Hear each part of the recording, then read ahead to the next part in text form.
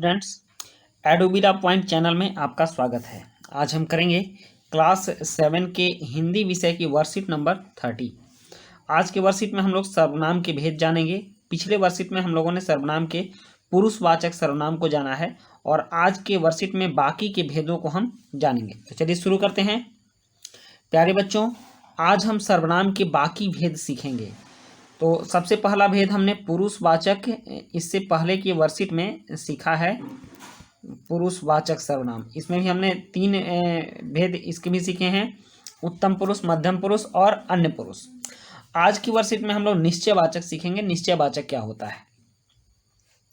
निश्चयवाचक सर्वनाम वे सर्वनाम जो किसी निश्चित वस्तु या व्यक्ति की ओर संकेत करते हैं, उन्हें निश्चयवाचक सर्वनाम कहते हैं। जैसे वह देखो मेरी पेंसिल, अरे यह तो अपना सुरेश है। तो वह और यह किसी निश्चित व्यक्ति के लिए बोध हो रहा है, निश्चित वस्तु के लिए बोध हो रहा है, इसलिए यह निश्चयवाचक सर्वनाम कहलाएगा। उसी तरह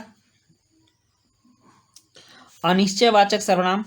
अनिश्चयवाचक सर्वनाम मतलब वे सर्वनाम शब्द जो किसी व्यक्ति या वस्तु की ओर संकेत करते हैं किंतु उनके बारे में स्पष्ट रूप से पता नहीं होता, उन्हें अनिश्चयवाचक सर्वनाम कहते हैं। जैसे दाल में कुछ गिर पड़ा है, तो दाल में गिरा है ये निश्चित है, लेकिन क्या गिरा है यह पता नहीं है, यह अनिश्चित है, इसीलिए कुछ शब्द जो है यह अनिश्चयवाचक सर्वनाम हो गया। दरवाजे के पीछे कोई छुपा हुआ है, तो यह निश्चित है कि दरवाजे के पीछे कोई छुपा हुआ है, लेकिन कौन छुपा हुआ है यह जानकारी नहीं है, इसलिए कोई शब्द अनिश्चयवाचक सर्वनाम होता है। नेक्स्ट है प्रश्नवाचक सर्वनाम। जिन सर्वनाम शब्दों से किसी प्राणी, वस्तु या घटना के प्रति प्रश्न का संकेत होता है, उन्हें प्रश्नवाचक सर्वनाम कहते हैं। जैसे कौन आया, तो कौन यह प्रश्नवाचक शब्द है, इसीलिए यह प्रश्नवाचक सर्वनाम होगा। क्या मनीष पास हो गया, तो क्या शब्द जो है यह प्रश्नवाचक सर्वनाम हो गया। उसके बाद है संबंधवाचक सर्वनाम।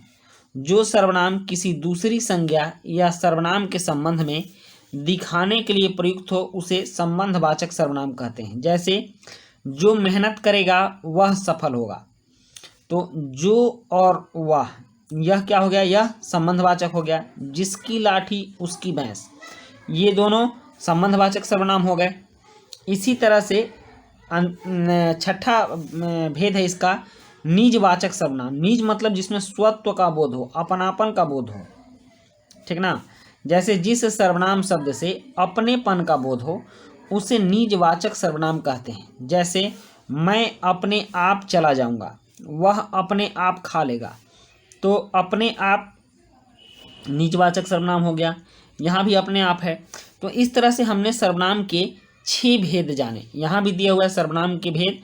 तो सर्वनाम के 6 भेद होते हैं: पुरुषवाचक सर्वनाम, अनिश्चयवाचक सर्वनाम, संबंधवाचक सर्वनाम, निश्चयवाचक सर्वनाम, प्रश्नवाचक सर्वनाम और निजवाचक सर्वनाम।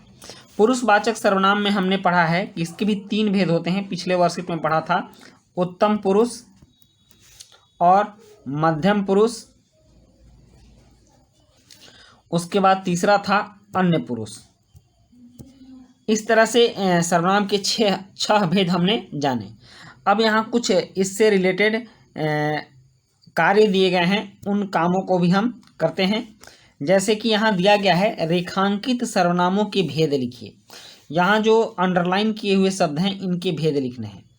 हमने, तो हमने क्या है, यह पुरुषवाचक सर्वनाम का बहुवचन है, तो यह हमने हम लिखेंगे पुरुषवाचक सर्वनाम।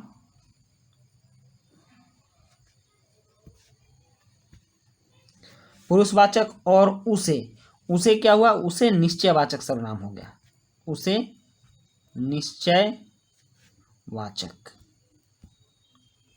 हो गया। इसके बाद दूसरा देखते हैं। दूसरा है कुछ लोग गधे को शायद बेवकूफ़ों में सर्वश्रेष्ठ कहेंगे। तो कुछ लोग मतलब यह अनिश्चित है, कौन लोग यह नहीं कहा जा रहा है, इसलिए यह होगा अनिश्चयवाचक सर्वनाम।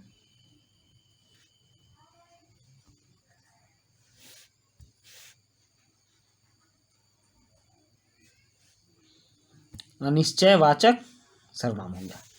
उसके बाद है यों चले जाना उन्हें अच्छा नहीं लगा। तो उन्हें क्या है, उन्हें पुरुषवाचक सर्वनाम होगा।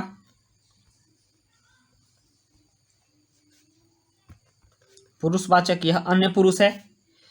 अब नेक्स्ट है, चौथा है, तुमने कुछ खिलाया सिर झुकाकर, तुमने जो कुछ खिलाया सिर झुकाकर खा लिया। तो तुमने क्या है, तुमने पुरुषवाचक सर्वनाम है, यह मध्यम पुरुष है। तुमने पुरुषवाचक सर्वनाम, तुमने मध्यम पुरुष। और कुछ अनिश्चयवाचक है, कुछ क्या है, अनिश्चयवाचक।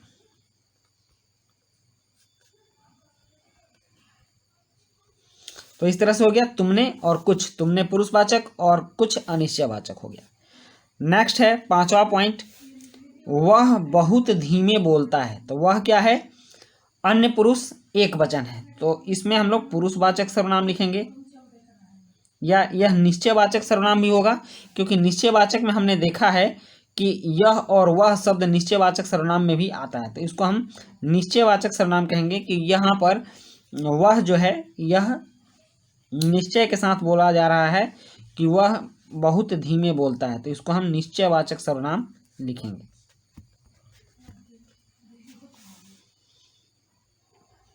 पुराना सामान मेरे काम आ सकता है। तो मेरे क्या हुआ, इससे अपनापन का बोध हो रहा है, तो यह निजवाचक सर्वनाम होगा।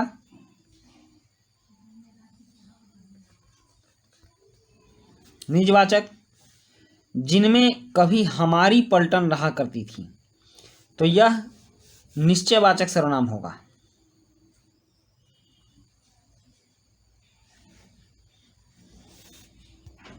एक मिनट, हमारी, हमारी से अपनेपन का बोध हो रहा है, इसलिए यह निजवाचक सर्वनाम होगा।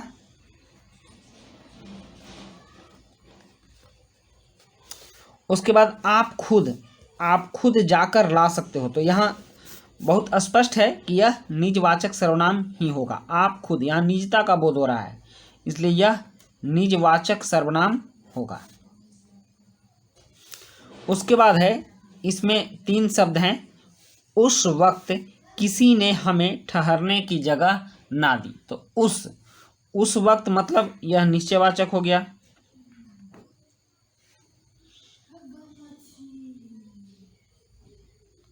उस शब्द निश्चय हो गया।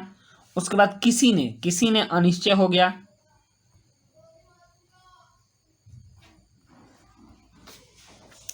उसके बाद है हमें, तो हमें हो गया पुरुषवाचक।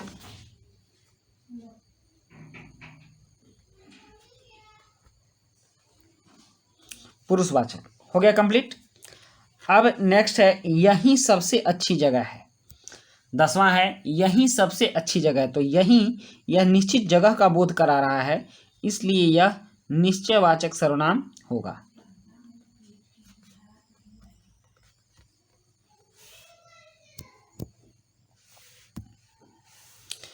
उसके बाद दरवाजे पर कौन खड़ा है। तो कौन शब्द हम जानते हैं कि यह अनिश्चयवाचक होता है, तो यह हो जाएगा अनिश्चयवाचक।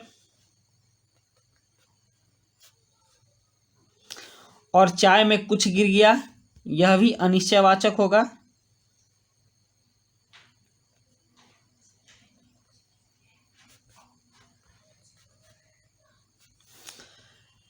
फिर 13वां क्वेश्चन है, वाक्य है, मैं अपने आप चला जाऊंगा। तो अपने आप निजवाचक सर्वनाम होगा।